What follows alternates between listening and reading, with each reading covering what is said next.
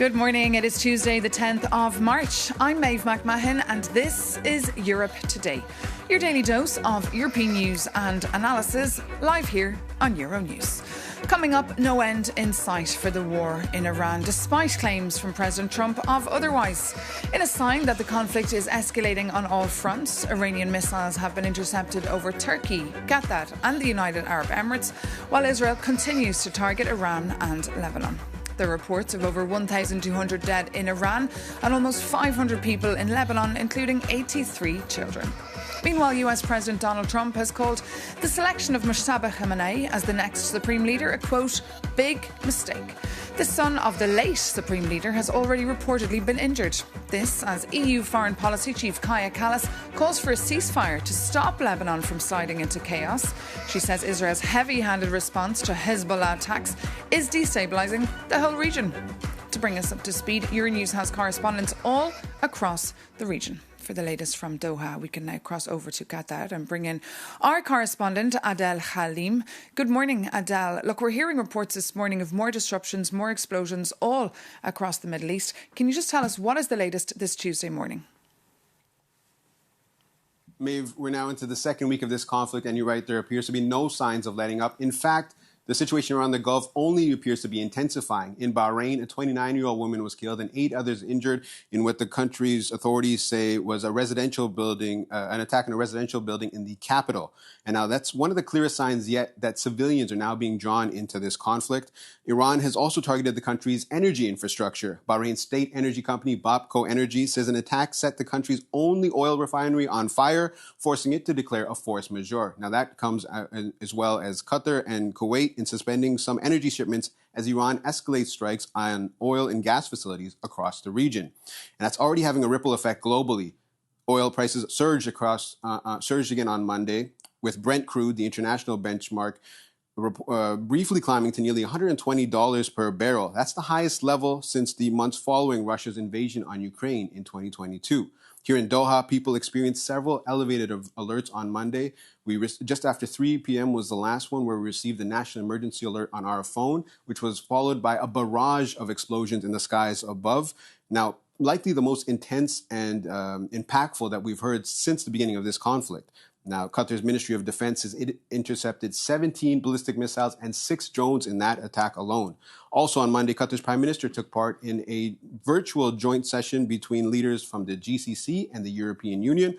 Sheikh Mohammed bin Abdurrahman bin Jassim Al Thani warned that the current situation doesn't just affect one country, but it threatens security of the entire region and poses serious risks to global energy markets and supply chains. He also reaffirmed Qatar's commitment to working with regional and international partners, including the EU, to try to de-escalate the conflict. Maeve? OK, Adel Halim, thank you so much for that live update there from Doha. Meanwhile, Russia's President Vladimir Putin and US President Donald Trump also discussed the Iran war during a, quote, frank and constructive telephone call. This as we see dramatic moves on the oil market, reversing its biggest surge in nearly 4 years.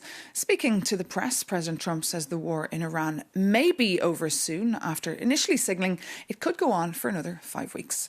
For more, we're joined here in the studio by Euronews' EU editor, Maria Tadeo. Good morning, Maria. Good morning. So look, is President Trump playing to the financial markets here, or does he really think the war could be over sooner rather than later? Well, that's a very good question, and it really is the question this morning. Obviously, we need some context in terms of where those comments came in. On the Sunday to the Monday, we saw that big spike when it comes to the oil market.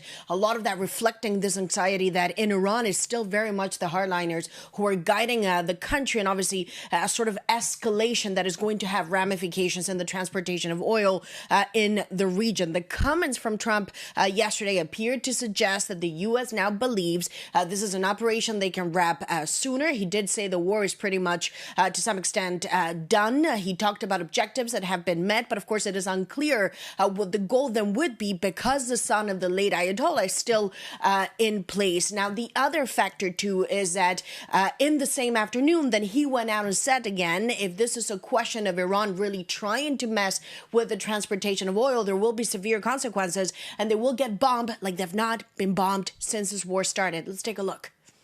We're putting an end to all of this threat once and for all, and The result will be lower oil prices, oil and gas prices. But when the time comes, the U.S. Navy and its partners will escort tankers through the strait if needed. And if they do anything, the price will be incalculable. They'll never be able to recover, ever.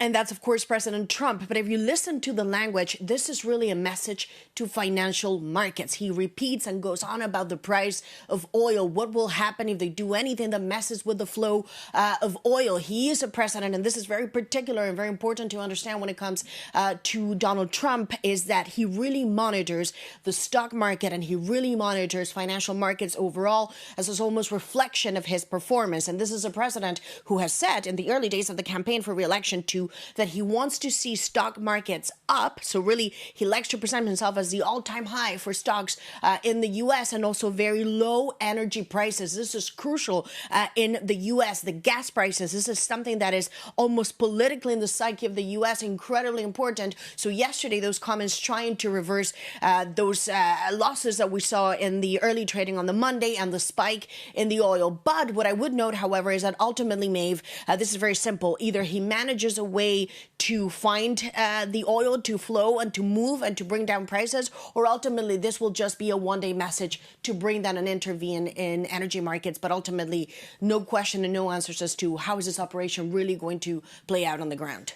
And meanwhile, here in Brussels, we're having these emergency talks, remote emergency talks among EU leaders today, and also finance ministers are meeting yesterday and today. Yeah, so finance ministers met yesterday. There was also a G7 finance ministers call led by France, and today there will be a G7 energy ministers. And we also understand it's going to be a busy day on the phone, that there will be an EU leaders sort of debrief that is handled by Italy, Germany and Belgium. So it's this new sort of coalition that is emerging. Nonetheless, what is relevant from these calls is that ultimately there has been a signal that if it is necessary and needed, there could be operations to export or to escort tankers in the Strait of Hormuz. Obviously, that's a crucial point for geopolitics, but also the idea that there could be a release of strategic reserves. This is not the moment. That's what the French said yesterday, but a concern from the Europeans that you could enter a sort of stagflation scenario if global growth is impacted and you continue to see this spike in oil, which then reflects in inflation. So at this point, it is a sort of wait and see from the Europeans with concerns on the global economy. OK, and we have extensive reporting on all those meetings, of course, on yournews.com. Maria Tadeo, thank you so much for that update, as always. But now, moving on. In this context of an escalating war and a major oil supply disruption, MEPs are gathering in Strasbourg this week for a routine plenary session. To hear their views on the current state of play, we can actually cross now to the European Parliament in Strasbourg and bring in Euronews' Marad Gwynne-Jones. Good morning, Marad. Tell us, what is the view from Strasbourg there on the US-Israeli war on Iran? Yes, Maeve, good morning from the European Parliament. Now, this institution doesn't set the EU's foreign policy, of course, but traditionally it has taken a staunchly critical stance towards the Iranian regime. And to discuss more, I'm now joined by the chair of the Parliament's Iran delegation, MEP Hannah Neumann. Good morning. Let me start with this. Ayatollah Ali Khamenei has been killed in this war, only to be replaced by his son. Is this war doing anything, in your view, to help the Iranian people? Good morning from Strasbourg. And Ayatollah Khamenei was responsible for the death and the brutal repression for so many Iranians.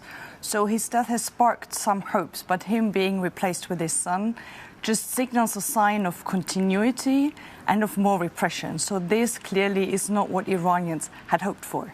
OK, and yesterday we heard Commission Chief Ursula von der Leyen saying there's two schools of thought here with this war. One saying this is a war of choice by the US and Israel, and the other saying, well, this is a war of necessity, this was needed. Where do you stand? Donald Trump promised that help is on the way to the protesters before he started this war. Right now, we see him, and I mean, some of you saw the press conference yesterday. It is quite unclear what his goals are, what his strategies are to get there. And he's gambling with the life of 90 million Iranians and the whole region. And I frankly say I can't endorse a war. I don't know what the goal is, nor what the strategy is, and Iranians clearly deserve better. You say you don't know what the goal is. If it is regime change, is it right in your view to seek a change in the regime through force? It will be quite a difficult way to get to regime change. What is clear is that in the long run, regime change can only come from the inside. So when people from the Revolutionary Guards, from the army, defect, and when there's a broad coalition of people from inside and outside of Iran who represent the diversity of Iran, who really come up with a new vision for this country, this cannot come by bombs alone. And in this context, then, what can the EU do? We've seen quite a fragmented response. Spain and Slovenia outliers in the condemnation of the initial attack. What can it do to exert diplomatic leverage here and urge de-escalation?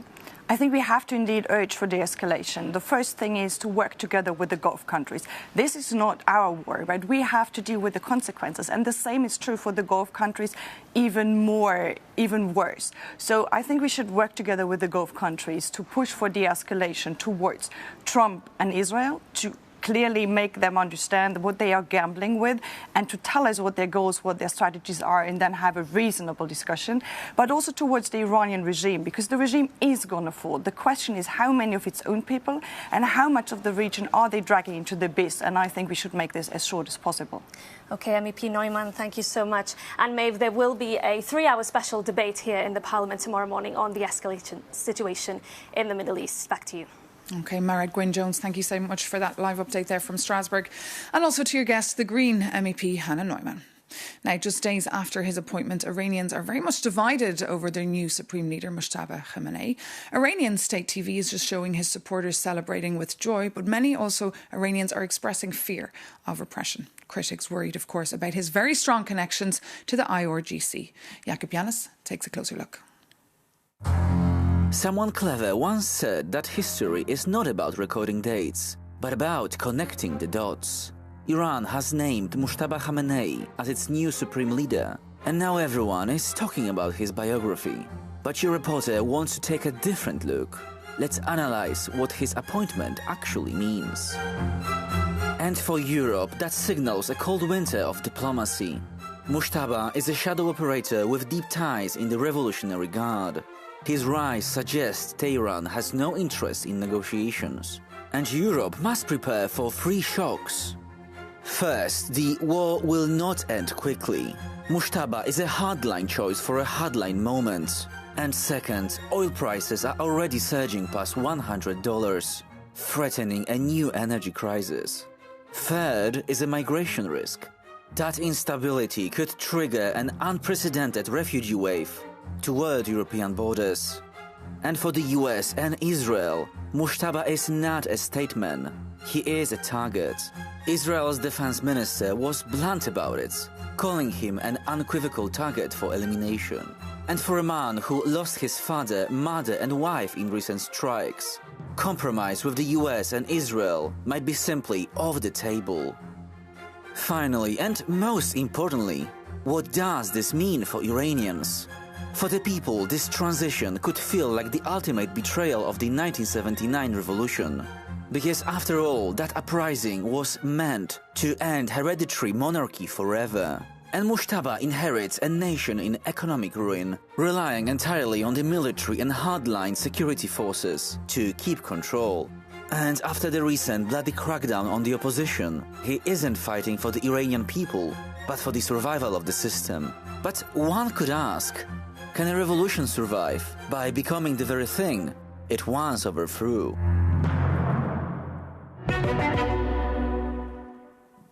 Jakub Janis there. Now, moving on, France and its allies are preparing a, quote, defensive mission to reopen the strategically vital Strait of Hormuz. President Emmanuel Macron has said the French president has already landed by helicopter on the Charles de Gaulle aircraft carrier that was dispatched to the Mediterranean just after the US-Israeli strikes on Iran back on February the 28th. For more on the purpose of his trip, we can cross now over to Paris and bring in our correspondent, Sofia Katsenkova. Good morning, Sofia. Just tell us, what is the message that Macron is trying to send with this trip? Well, Maeve, the message that Emmanuel Macron is trying to send is that he will not be directly involved in the conflict, even as France strengthens its military presence in the region. Speaking aboard the aircraft carrier Charles de Gaulle deployed in the eastern Mediterranean last night, the French president insisted that France is not taking part directly in the war, but is looking to reassure its allies and protect its interests in the region. Earlier on Monday, Macron also traveled to Cyprus, an EU member state that has become strategically important in the region as tensions escalate.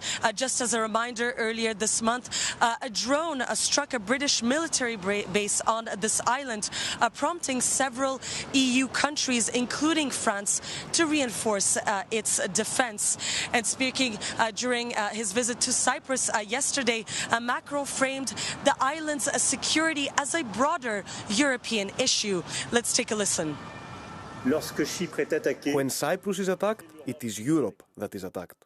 Cyprus' defense is obviously an essential matter for your country, for your neighbor, partner and friend, Greece, but also for France and with it, for the European Union. And as you mentioned, Maeve, well, France is also working along with other partners on a future purely defensive naval mission to help reopen the Strait of Hormuz and escort commercial ships, according to Macron, which is a key route for global energy supplies. And speaking of energy, well, the French leader is back here in Paris on a Tuesday morning as he's hosting an international summit on nuclear power today. The meeting is expected to focus on expanding nuclear capacity as countries are looking for stable energy sources amid growing geopolitical tensions. And of course, I'll be bringing you the latest from the ground. Back to you, Maeve. And of course, the European Commission President Ursula von der Leyen will be speaking at that very conference you mentioned. Sofia Kastenkova, thank you so much for that live update there from the centre of Paris. And to dive deeper into President Macron's visit and goals, we're joined now by Pascal Confafreux, the spokesperson for the French Ministry for Europe and Foreign Affairs. Good morning, Pascal. Thank you so much for joining us. Just tell us more about Macron's mission in Cyprus. Is the war getting closer to home, in your view? No, our goal is to go for de-escalation to avoid any regionalization of the conflict. President Macron was in Cyprus yesterday, and then on the aircraft carrier, there were three messages: solidarity with Cyprus, protection of our citizens, protection of our allies in the region, such as EU, Qatar, and so on, and he made it more clear the goal of a coalition for the freedom of navigation in the Red Sea and into the Strait of Hormuz. But you say only defensive, but is there any chance we could see this shift and France getting more involved in this conflict? No. Once again, our position is that it's not our war. It is a strike by the United States and Israel and Iran were made out of international law. We cannot approve them. But once again, what we have to see is who is responsible first of this situation. It is Iran. Iran was posing a major threat to the region with its program of ballistic missiles or nuclear armament. And so Iran has to change dramatically. It's our message that we conveyed, and even conveyed directly when President Macron talked to President Pezeshkian of Iran during the week. So, Pascal, you're very critical of Iran, but is it time now to condemn the US and Israel? I mean, they started with good intentions, but now the situation is spiralling out of control. Once again, the first responsibility of the situation is the threat posed by Iran, even more after the state violence that they imposed on their own people at the beginning of this year, in January. This is where things have to stop. Iran has to stop sending some missiles and some drones on the neighboring countries, and the other, because we have to avoid or prevent any regionalization or destabilization of countries. I can take the example of Lebanon, which is a country that risks the war. Pascal, OK, Pascal Confrafou, we'll have to leave it there. Thank you so much for joining us today on Europe Today here on Euronews. And thank you so much for watching. As always, for more news and analysis, do visit euronews.com. Take care and see you very soon here on Euronews.